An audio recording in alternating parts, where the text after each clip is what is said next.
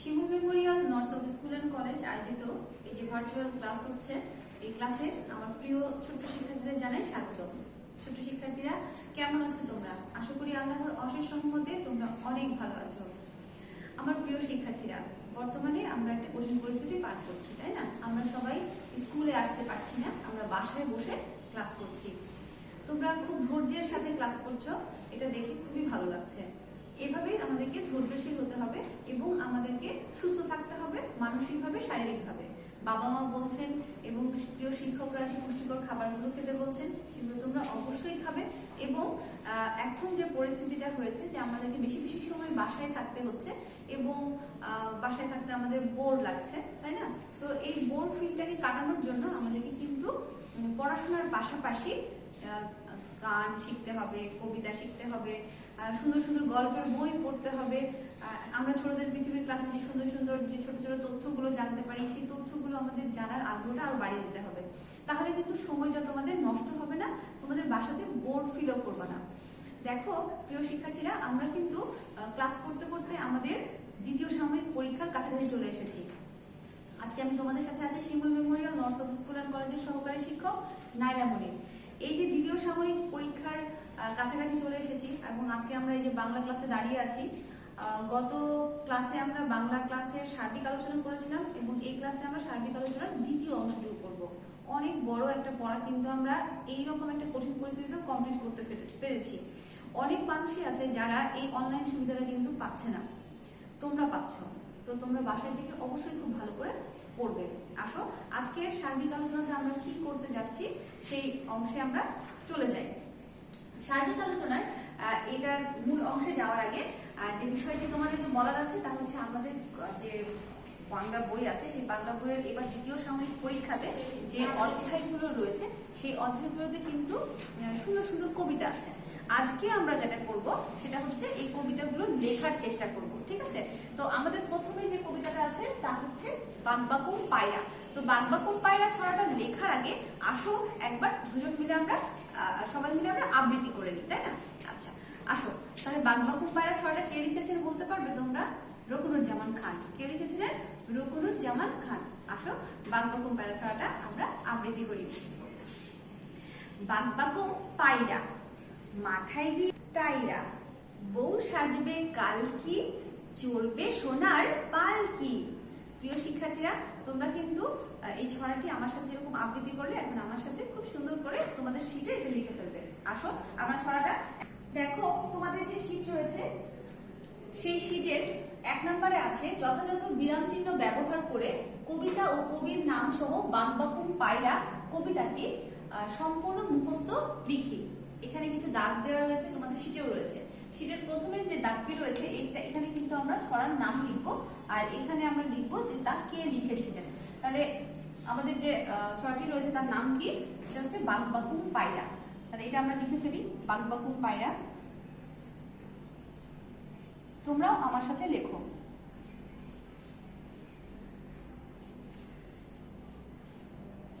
বাগবাকুম পায়রা।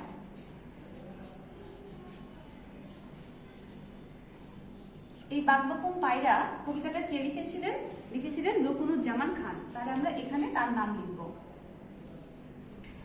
কবির নাম এবং কবিতার নামে কিন্তু এক এক করে মান থাকে, সো এইখানে লেখার সময় অবশ্যই তোমরা বানানটা খেয়াল করবে।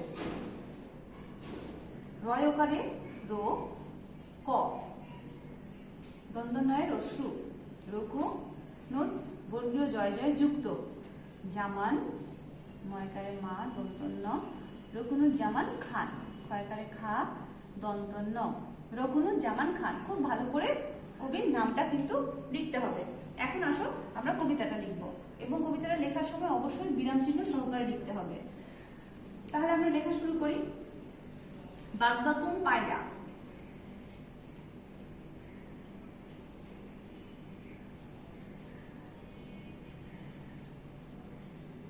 বাগবাকুম পায়রা।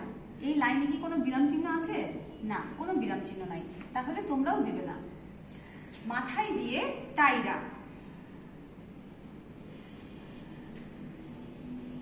মাথায়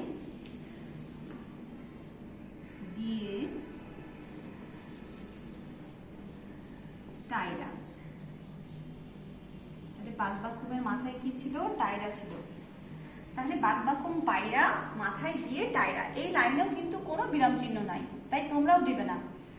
বউ সাজবে কালকে, কালকে কি সে বউ সাজবে সেটাই বলছে কবি, সেটা আমরা এখানে লিখবো বউ সাজবে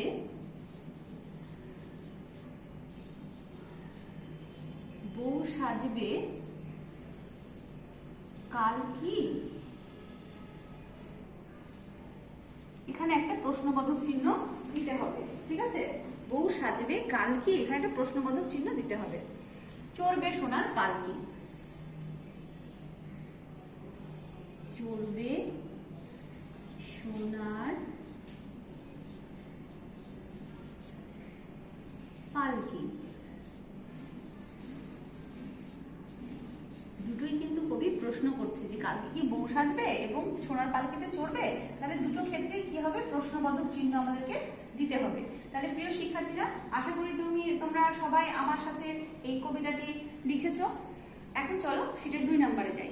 দেখো শীটের 2 নম্বরে কি লেখা আছে। 2 নম্বরে লেখা আছে বিপরীত শব্দার্থ লিখুন। 2 নম্বরে আছে শব্দার্থ লিখুন। কিছু শব্দ দেওয়া আছে, এই শব্দগুলোর আমাদেরকে অর্থ লিখতে হবে। তাহলে দেখো প্রথম শব্দটি কি লেখা আছে। প্রথম শব্দটি লেখা আছে ফুল। ফুল শব্দের অর্থ কি?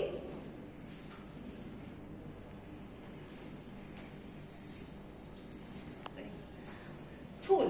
ফুল শব্দের অর্থ আমরা কি পড়েছিলাম? ফুল শব্দের অর্থ হচ্ছে পুষ্প। তাহলে আমরা এখানে লিখব পুষ্প।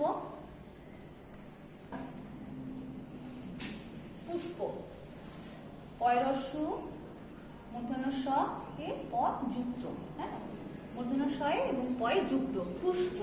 আশা করি তোমরাও আমার সাথে লিখছো। তারপরে রয়েছে কি? নদী। তারপরে রয়েছে কি? নদী। এই নদী শব্দের অর্থ হচ্ছে নদ। নদী শব্দের অর্থ হচ্ছে নদ, দন্তন্বয়ে দ, নদ। আচ্ছা, তারপরে রয়েছে কূপ। কূপ শব্দের অর্থ হচ্ছে কুয়া। কূপ শব্দের অর্থ কুয়া, কয়রস্যু এবং অন্তস্তয় আকার, কুয়া। তারপরে রয়েছে ছোট। ছোট। ছোট শব্দের অর্থ হচ্ছে ক্ষুদ্র। ছোট শব্দের অর্থ ক্ষুদ্র, যুক্তক্ষয়ে রস্যু এবং দয়ে রফলা, ক্ষুদ্র। যুক্তক্ষয়ে রস্যুকার, দয়ে রফলা, ক্ষুদ্র। তারপরে আসো শব্দ কি রয়েছে দেখো, এখানে রয়েছে গাছ। গাছ শব্দের অর্থ হচ্ছে বৃক্ষ। গাছ শব্দের অর্থ হচ্ছে বৃক্ষ, বয়রিকারে বৃ আর যুক্ত খ, বৃক্ষ। তারপর রয়েছে মা। মা শব্দের অর্থ হচ্ছে মাতা। মা শব্দের অর্থ হচ্ছে মাতা বা জননী। তোমরা মাতাও লিখতে পারো অথবা জননীও লিখতে পারো। তারপর রয়েছে গলা। গলা শব্দের অর্থ হচ্ছে কণ্ঠ। কণ্ঠ মূর্ধন্যয়ে ঠয়ে যুক্ত কিন্তু, হ্যাঁ, ক মূর্ধন্য ঠয়ে, মূর্ধন্য ঠয়ে যুক্ত, কণ্ঠ। এখানে দন্তন্য মূর্ধন্য রয়েছে, তা কিন্তু খেয়াল করতে হবে এবং সঠিকভাবে লিখতে হবে। পা। পা শব্দের অর্থ হচ্ছে চরণ। পা শব্দের অর্থ চরণ, চ বয়শূন্য র এবং মূর্ধন্য, চরণ। পা শব্দের অর্থ তাহলে চরণ। আমরা একবার একটু পড়ে নিই যে কি আমরা শব্দার্থটা পেলাম। 2 নম্বরে ছিল শব্দার্থ লিখুন এবং আমরা শব্দার্থ লিখে ফেলেছি। একবার আমার সাথে একটু পড়ো। ফুল শব্দের অর্থ হচ্ছে পুষ্প। ফুল শব্দের অর্থ পুষ্প। নদী শব্দের অর্থ নদ।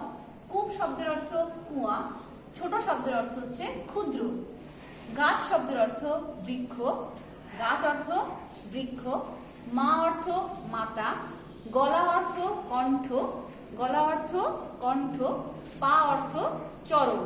পা অর্থ চরণ। তাহলে প্রিয় শিক্ষার্থীরা, আশা করি 2 নাম্বার কমপ্লিট করেছো আমার সাথে। এখন আসো 3 নাম্বারে। 3 নাম্বারে আছে সত্য হলে স এবং মিথ্যা হলে মি লিখুন। কিছু বাক্য দেওয়া আছে, এই বাক্যগুলো যদি সত্য হয় তাহলে স লিখতে হবে এবং যদি মিথ্যা হয় তাহলে আমাদেরকে মি লিখতে হবে। দেখো ক নাম্বারে কি লেখা আছে। ক নাম্বারে লেখা আছে ছেলে মেয়েরা ফুল তুলিতে যায়। ছেলে মেয়েরা ফুল তুলিতে যায়। এটা কিন্তু আমাদের সেই মামার বাড়ির কবিতা থেকে নেওয়া। এই কবিতাতে বলা হয়েছিল যে আই ছেলেরা আই মেয়েরা ফুল তুলিতে যায়। তাহলে এই বাক্যটি কি সঠিক? হ্যাঁ সঠিক, সত্য। তাহলে এখানে আমরা কি লিখবো? স লিখব।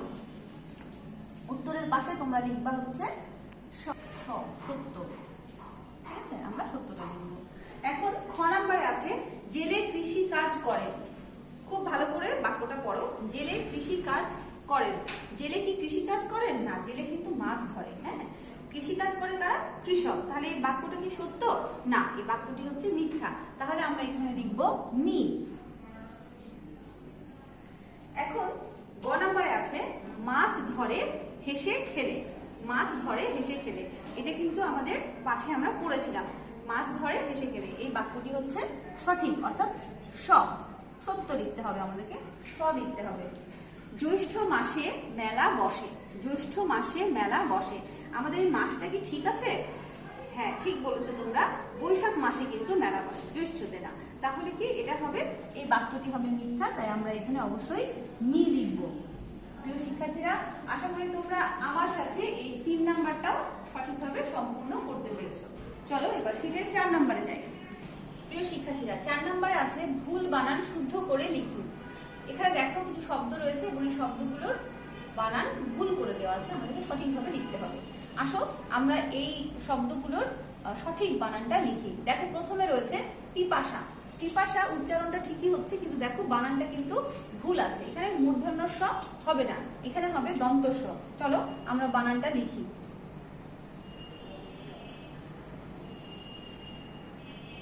পিপাসা, এখানে কি হবে? দন্ত স হবে। ঠিক আছে, আচ্ছা তাহলে পিপাসা লিখলে তোমরা। তারপরে আছে ঘুঙুর। ঘুঙুর উচ্চারণ কিন্তু সঠিক, কিন্তু বানানটা আমাদের ভুল। খেয়াল করো, বানানটাতে আছে ঘয়ে দীর্ঘ। ঘয়ে দীর্ঘ এখানে হবে না, রস্যুকার হবে। তাহলে ঘয়ে রস্যুকার, উ রস্যুকার আর বয় শূন্য র, ঘুঙুর। তারপরে আছে শীত। শীত যদিও শুনতে একই রকম, তারপরেও বানানটা এখানে ভুল। তালবর স হবে শীত বানানে, তালবর স এ দীর্ঘইকার ত, শীত। তারপরে আছে সৈকত। সৈকত এখানে খণ্ড ত হবে না, কি হবে? ত হবে। তাহলে আমরা এখানে সৈকত লিখবো, দন্ত স এ ঐকার ক আর ত, সৈকত। তারপরে আছে কি? বাতাস। শুনতে কিন্তু একই রকম, দেখো বানানটা কিন্তু ভুল। তালবর স এখানে হবে না, এখানে হবে দন্ত স। তাহলে আমরা এখানে লিখি বয়াকারে বা, তয়াকারে তা আর দন্ত স, বাতাস। তারপরে আছে বাঁচা। বাঁচা এই শব্দটিতে তোমাদের মনে হচ্ছে যে এটা বোধহয় ঠিকই আছে না, কিন্তু এখানে কি নাই বলো তো? ঠিক বলেছো, এখানে একটা চন্দ্রবিন্দু নাই। এই চন্দ্রবিন্দু কোথায় হবে? বয়ের উপরে হবে। ঠিক আছে, তাহলে আমরা লিখবো বাঁচা।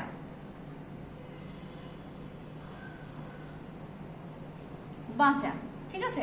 আচ্ছা এখন চলে আসো, আমাদের 4 নাম্বার কমপ্লিট করে ফেলেছি আমরা এখন 5 নাম্বার যাব। 5 নাম্বারে আছে নিচের যুক্ত বর্ণগুলো ভেঙে দেখান ও একটি করে শব্দ লিখুন।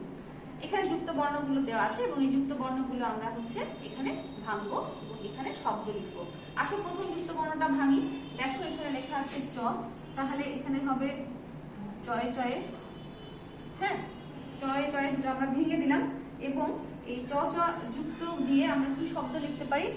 আমরা পাঠের মধ্যে পেয়েছিলাম বাচ্চা। আমরা পেয়েছিলাম কি? বাচ্চা, তাই না? তাহলে আমরা এখানে বাচ্চা কথাটা লিখবো। এই চয় চয়ের যুক্তটা খুব সুন্দর করে তোমরা লিখবা, বাচ্চা। তারপরে আছে ময় ময় যুক্ত। তাহলে এই দুটো ঘরে আমরা শব্দটাকে ভাঙবো, ম এবং ময়ের যুক্তটা ভেঙে দিলাম এবং এখানে হবে মোহাম্মদ।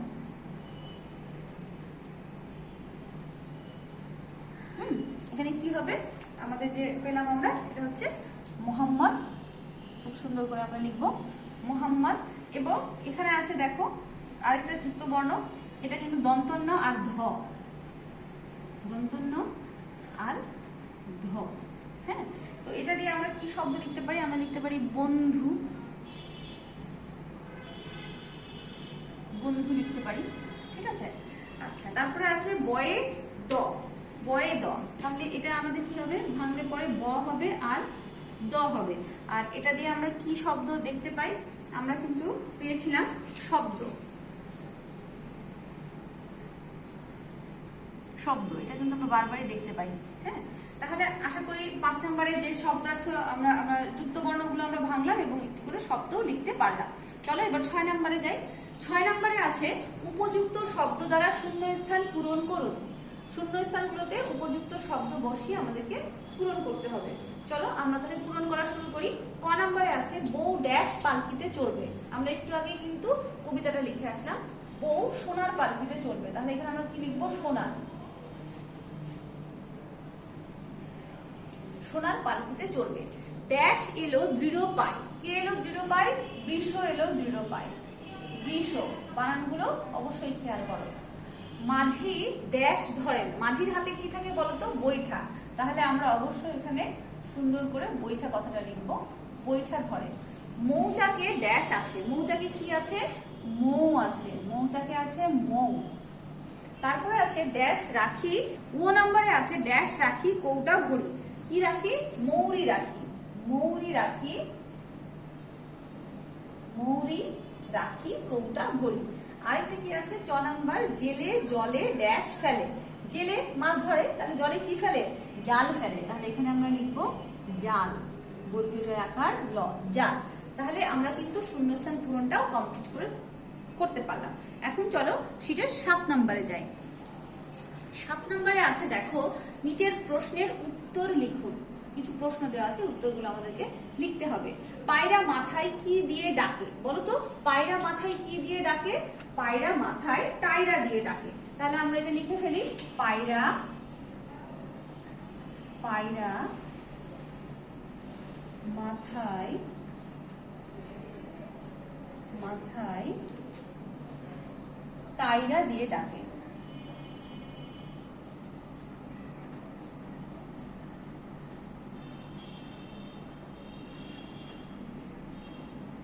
অবশ্যই প্রত্যেকটা বাক্য লেখার পরে একটা দাড়ি চিহ্ন দিবে, ঠিক আছে? আচ্ছা, খ নম্বরে আছে কিসের শাখায় উঠে মুখ রঙিন করি? কিসের শাখায় উঠে মুখ রঙিন করি? পাকা জামের শাখায় উঠে মুখ রঙিন করি। পাকা জামের শাখায়, শাখায় উঠে মুখ রঙিন করি।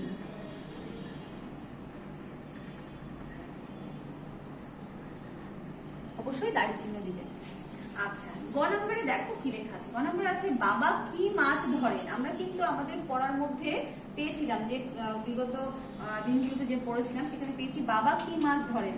বাবা মৃগেল মাছ ধরেন। বাবা কি মাছ ধরেন? বাবা মৃগেল মাছ ধরেন। তাহলে আমরা এটা লিখবো, বাবা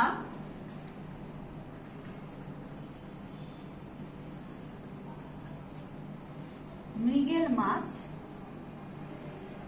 ধরেন। ওকে, তাহলে আমি দাড়ি চিহ্ন দেব। তারপরে আছে আমাদের মহানবীর নাম কি? আমাদের মহানবীর নাম কি? আমরা সবাই জানি আমাদের মহানবীর নাম হযরত মুহাম্মদ সাল্লাল্লাহু আলাইহি ওয়াসাল্লাম। তাহলে আমরা খুব সুন্দর করে তার নামটা লিখবো। আমাদের মহানবীর নাম